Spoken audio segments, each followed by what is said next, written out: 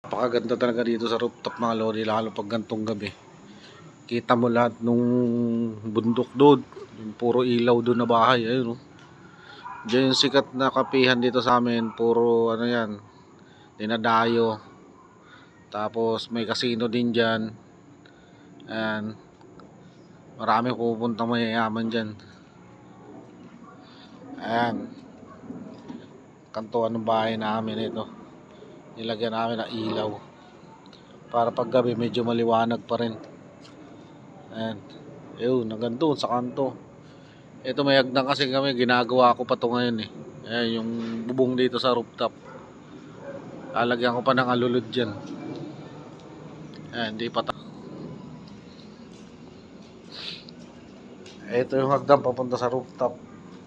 Ayan, madilim doon sa baba. Hindi pa ganong tapos, may pinturahan pa nga to. Marami-rami pang gastos, kaya sulit talaga yung gawa nitong bahay kahit medyo malaki-laki yung inabot dahil sa view na to.